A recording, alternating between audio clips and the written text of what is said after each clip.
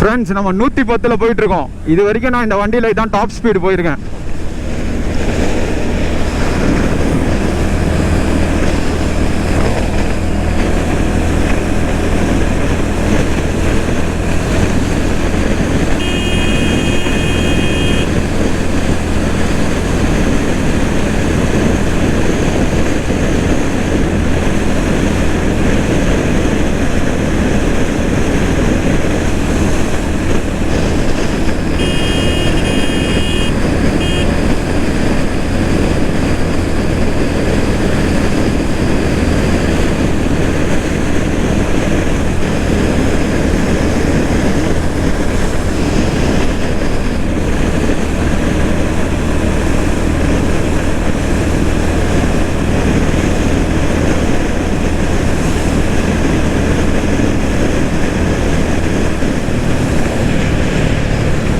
Board பாருங்க எவ்வளோ பெருசாக வச்சுருக்காங்க பாருங்க.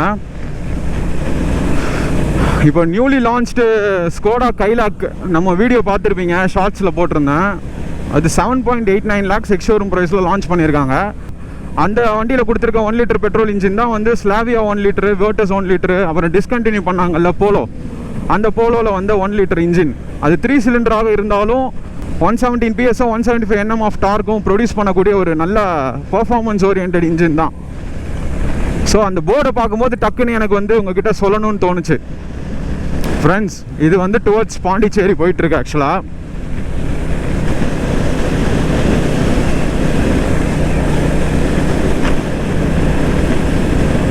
இந்த ரோடு ஆக்சுவலாக வந்து ஒன் வே மாதிரி இருக்குது. பிகாஸ் இந்த சைடு வந்து ரோட் கன்ஸ்ட்ரக்ஷன் ஒர்க் போயிட்டுருக்கு. ஸோ போர்டு பாருங்கள், புதுச்சேரி, கல்பாக்கம், கடலூர் இந்த வழி அப்படின்னு சொல்லிட்டு போட்டிருக்கு.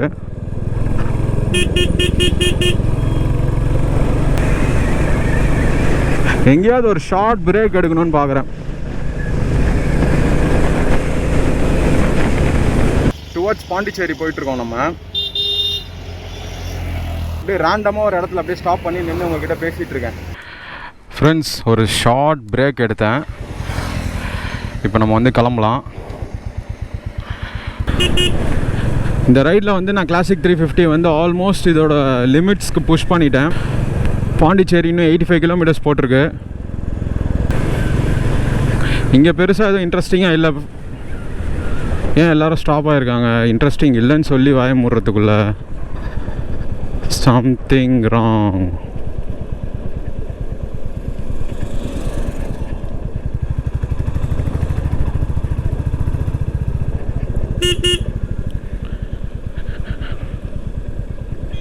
What happened?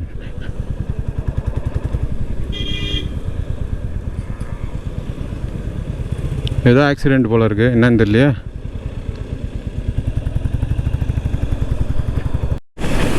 ஃப்ரெண்ட்ஸ், இந்த டிசைரை பார்த்தோன்னே எனக்கு ஒரு ஞாபகம் வருது. டிசைரோட கிராஷ் டெஸ்ட் ரிப்போர்ட் வந்தது.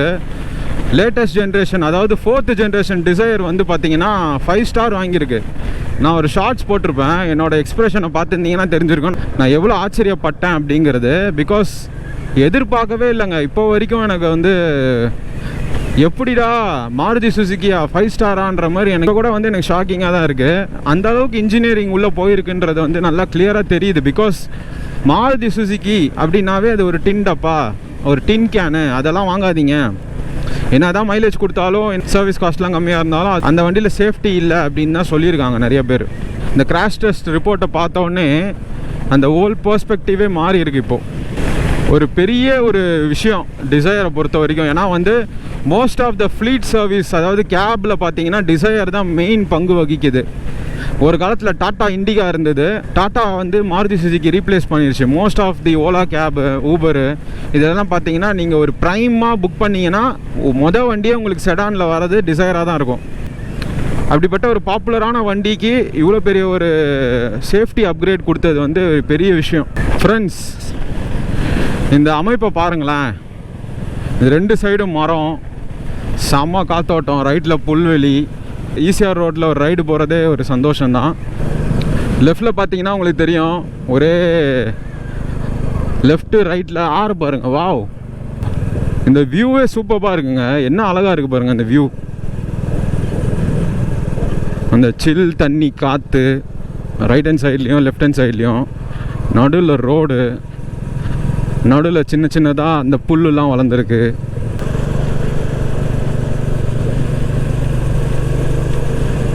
தெரிஞ்சிருந்தால் நம்ம கொஞ்சம் அந்த சர்வீஸ் ரோட்டில் போயிருக்கலாம்னு நினைக்கிறேன். உள்ளே மிஸ் பண்ணிட்டோம்.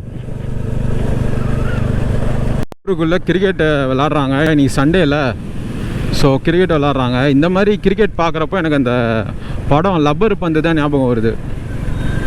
ரொம்ப ஆத்தென்டிகேட்டடாக ட்ரெடிஷ்னலாக ஒரு கிராமத்து சைடில் ஒரு கிரிக்கெட் போட்டி நடந்தால் எப்படி இருக்கும்ன்றத அப்படியே வந்து ரெப்ளிகேட் பண்ணியிருப்பாங்க. அதுலேயும் அந்த சாங்கு, நம்ம விஜயகாந்த் அவர்கள் சாங் வந்து வேற லெவலு. ரொம்ப நாள் கழித்து அந்த சாங்கை கொண்டு வந்து இந்த படத்தில், அந்த பாட்டு ஆக்சுவலாக ட்ரெண்டிங்கில் போச்சு. இப்போ கூட ஆக்சுவலாக அந்த பாட்டு ட்ரெண்டிங்கில் தான் இருக்குது. நீ போட்டு வச்ச தங்க குடம் ஊருக்கு நீ மகுடம், நீ தங்க கட்டி சிங்க குட்டி, இனி உன் பேரை சொல்லும் பட்டி தொட்டி. பாட்டு பாடும் போது மாடெல்லாம் குறுக்கால வருது, நல்லா இல்லையே.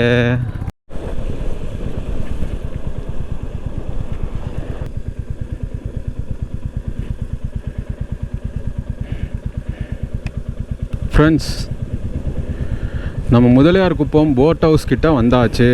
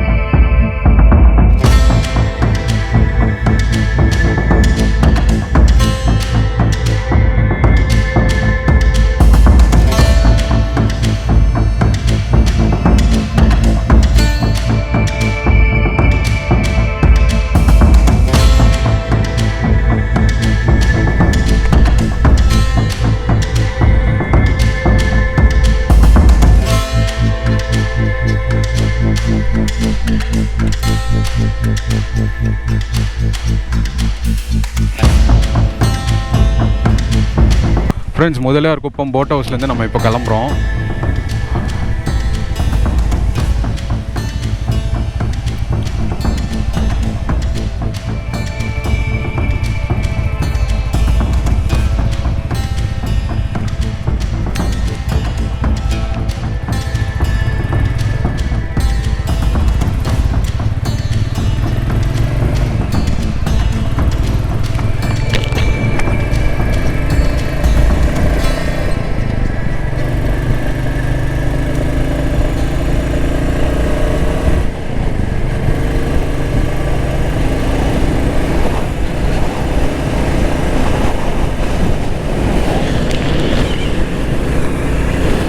கைஸ், நல்லா என்ஜாய் பண்ணியிருப்பீங்கன்னு நினைக்கிறேன். கைஸ், இங்கே பாருங்கள், ஒரு பீச்சே கண்ணுக்கு முன்னாடி தெரியுது. எவ்வளோ தூரத்துக்கு தண்ணி. இங்கே ஒரு சின்ன காரா மாதிரி வச்சு எல்லாருமே அங்கே நின்று ஃபோட்டோ ஷூட்டு அதெல்லாம் எடுத்துகிட்டு இருக்காங்க. Really it's a scenic view overall. இந்த ரைடு ஆக்சுவலாக ரொம்ப நல்லா இருந்துச்சு.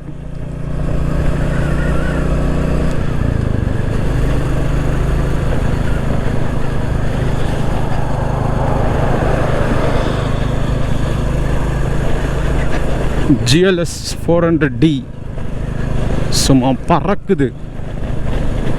முன்னாடி போகிற அந்த GLSல லெஃப்ட் ஹேண்ட் சைட் மிரரை பாருங்கள். நான் கிட்ட போகிறேன். ரெட்டு லைட் எரியுதுங்களா, இதுதான் பிளைண்ட் ஸ்பாட் மிரர்னு சொல்லுவாங்க. GLS 400ல எடாஸ் ஃபங்க்ஷன் இருக்கும். அதில் வந்து இந்த பிளைண்ட் ஸ்பாட் மிரர்ன்றது வந்து காமனாக கொடுத்துருப்பாங்க. இப்போ நான் இது கிட்ட போகிறேன் அப்படின்னோடனே அதை அலர்ட் பண்ணிடும் அந்த டிரைவருக்கு.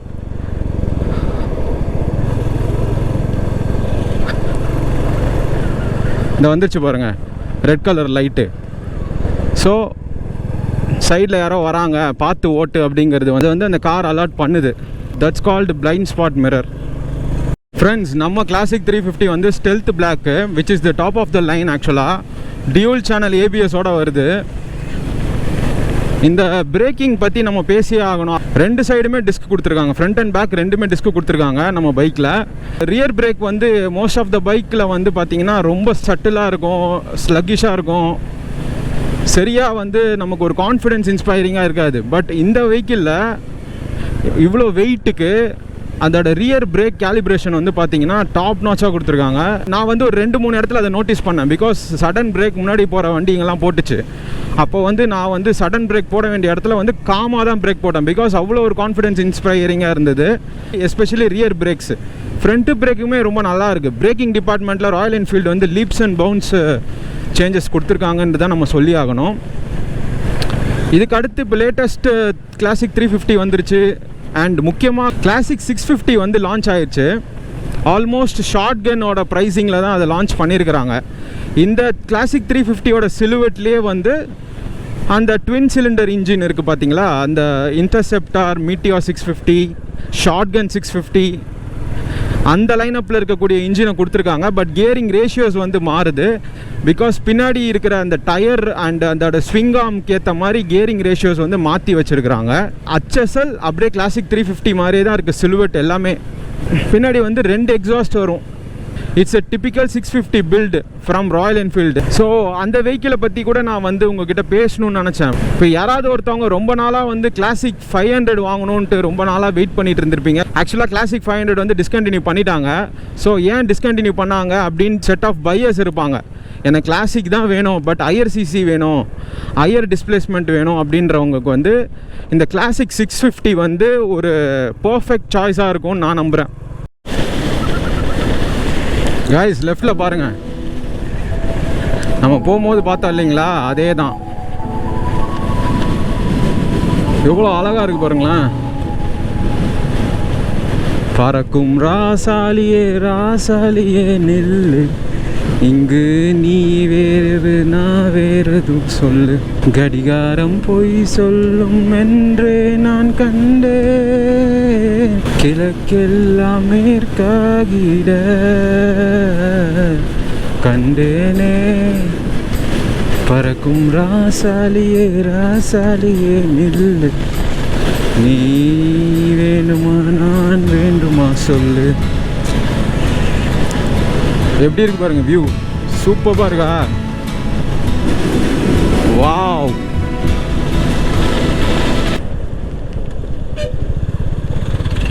நிறைய டேக் டைவர்ஷன்ஸ் இருக்குது இந்த ரூட்டில்.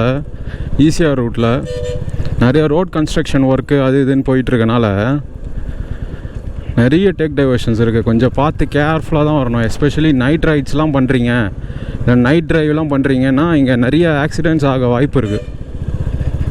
ரொம்ப கேர்ஃபுல்லாக ஓட்டணும். ஏன்னா பிகாஸ் பார்த்தீங்கன்னா ஒன் வே ரோடு மாதிரி தான் இருக்குது பாருங்கள். எதிர்க்கையும் வராங்க, நம்மளும் அதே ரோட்டில் தான் போகிறோம். ஸோ கேர்ஃபுல்லாக ஓட்டணும்.